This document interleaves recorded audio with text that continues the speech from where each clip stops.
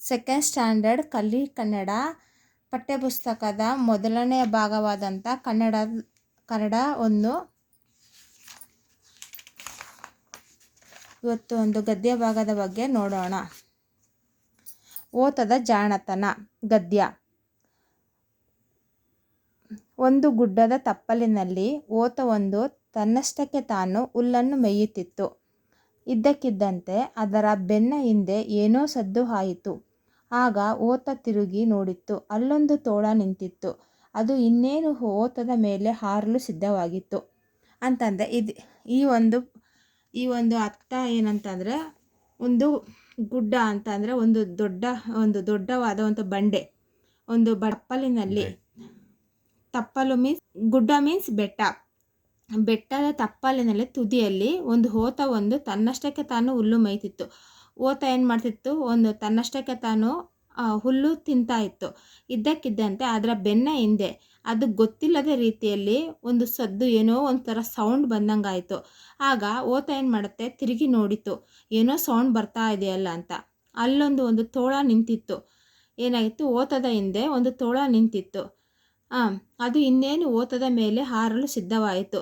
ಏನಾಯಿತು, ಅದ್ರ ಮೇಲೆ ಹಾರಲು ಅಂತಂದರೆ ಅದ್ರ ಬೆನ್ನ ಮೇಲೆ ಬಂದು ಆಯಿತು, ಅಟ್ಯಾಕ್ ಮಾಡಿ ತಿನ್ನಲಿಕ್ಕೆ ಸಿದ್ಧವಾಯಿತು. ಓತಕ್ಕೆ ಬಹಳ ಹೆದರಿಕೆ ಆಯಿತು. ಅವಾಗ ಏನಾಗುತ್ತೆ, ಸಡನ್ನಲ್ಲಾಗಿ ಓತಕ್ಕೆ ಏನಾಗುತ್ತೆ, ತೋಳ ನೋಡಿದ ತಕ್ಷಣ ಅದಕ್ಕೆ ಹೆದರಿಕೆ ಆಯಿತು.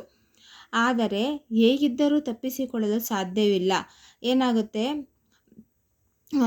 ಓತಕ್ಕೆ ತೋಳ ಏನು ಪ್ಲ್ಯಾನ್ ಮಾಡುತ್ತೆ, ಹೇಗಿದ್ದರೂ ಅದು ನನ್ನ ತಪ್ಪಿಸಿಕೊಳ್ಳಲು ಸಾಧ್ಯ ಇಲ್ಲ, ಇನ್ನೂ ಬುದ್ಧಿವಂತಿಕೆಯಿಂದ ಮಾತ್ರ ಜೀವ ಉಳಿಸಿಕೊಳ್ಳಬಹುದು.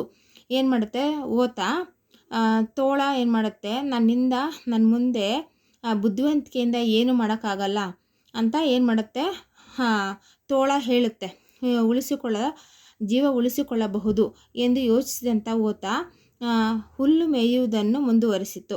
ಅವಾಗೇನಾಗುತ್ತೆ, ಈ ಓತ ಏನು ಮಾಡುತ್ತೆ, ಸ್ವಂತ ಒಂದು ಬುದ್ಧಿವಂತಿಕೆಯನ್ನು ನಿಧಾನವಾಗಿ ಯೋಚಿಸಿ ಅದು ಹುಲ್ಲು ಮೇಯುವುದನ್ನು ಮುಂದುವರಿಸಿತು. ತೋಳದಿಂದ ತಪ್ಪಿಸಿಕೊಳ್ಳುವುದು ಹೇಗೆ ಎನ್ನುವುದು ಅದು ನಿಧಾನವಾಗಿ ಯೋಚನೆ ಮಾಡುತ್ತಾ, ತೋಳ ಎಷ್ಟೇ ಹತ್ತಿರ ಬಂದರೂ ಅದರ ಕಡೆ ಮುಖ ತಿರುಗಿಸಿಯೂ ನೋಡಲಿಲ್ಲ.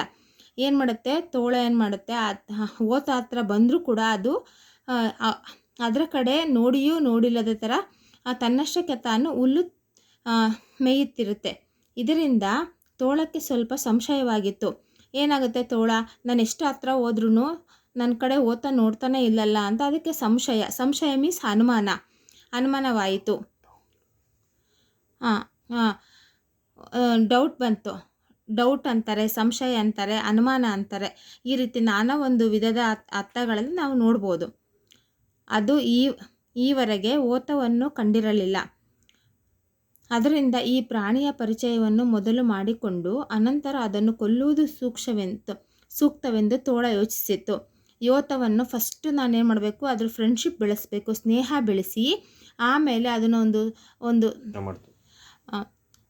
ತೋಳ ಈ ಥರದ ಒಂದು ಪ್ರಾಣಿಯನ್ನು ನೋಡಿರದ ಕಾರಣ ಫಸ್ಟು ಅದರ ಒಂದು ಪರಿಚಯ ಮೀನ್ಸ್ ಸ್ನೇಹ ಬೆಳೆಸಿಬಿಟ್ಟು ಆಮೇಲೆ ಅದರ ಒಂದು ಸೂಕ್ತವಾದ ಸಮಯವನ್ನು ನೋಡಿಬಿಟ್ಟು ತೋಳ ಓತದ ಮೇಲೆ